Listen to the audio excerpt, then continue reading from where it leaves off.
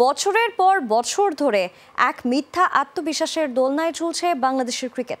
2021, 2023 কিংবা 2025 বড় টুর্নামেন্টের আগে ছোট সিরিজ জিতে বাহবা কুড়ায় টিম টাইগার্স। এরপর আইসিসি বা এসিসির মঞ্চে উঠে চোখে দেখে সর্ষের ফুল। জুলিয়ান উডের প্রো ভেলোসিটি ব্যাট হয়তো শেখাতে পারে নতুন টেকনিক, তবে বদলাতে পারে না পুরনো মানসিকতা। জয়ের গল্প দিয়েই শুরুটা করা যাক।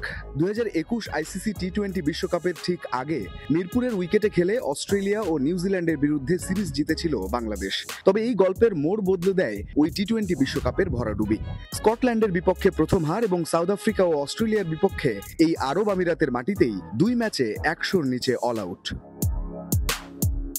2023 ওয়ানডে বিশ্বকাপের আগে ঘরের মাটিতে আয়ারল্যান্ডের বিরুদ্ধে দাপুটে সিরিজ জয়, সেই বিশ্বকাপেও যাচ্ছে তাই পারফরমেন্স। ভারতের মাটিতে সেবার নেদারল্যান্ডসের বিপক্ষেও হেরে বসে বাংলাদেশ।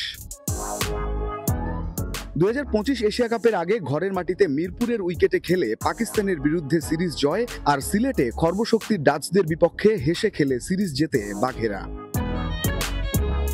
এবারও বদলায়নি ফলাফল। হংকংয়ের বিপক্ষে 143 চেস করতে লাগে 17 ওভার 4 বল, ছক্কা মাত্র 2। হংকংও যেখানে মেরেছে 5টা। লঙ্কানদের বিপক্ষে 120 বলের মধ্যে 40টাই ডট, পাওয়ার প্লে 36 বলের মধ্যে 24টা, ছক্কা মাত্র 1টা, তাও শেষ দিকে মেরেছে শামীম। জুলিয়ান উডের প্রো ভেলোসিটি ব্যাট কি আর মিথ্যা আত্মবিশ্বাসের মানসিকতা বদলাতে পারে? বাংলাদেশের এশিয়া কাপ মিশনটা চলছে আবুধাবিতে।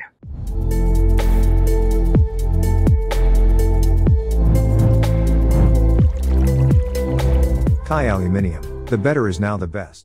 তবে গণমাধ্যম কর্মী হিসেবে আসতে হয়েছে দুবাইয়ে, কারণ ভারত পাকিস্তানের হাই ভোল্টেজ ম্যাচ। মিছে আশা নিয়ে চলছে বাংলাদেশের ক্রিকেট, তবে বাস্তবতা বলে ভিন্ন কথা। এ যেন অন্য 8-10টা টুর্নামেন্টের মতো শুরুর আগেই শেষ। রঞ্জন শান্ত, যমুনা স্পোর্টস, দুবাই, সংযুক্ত আরব আমিরাত।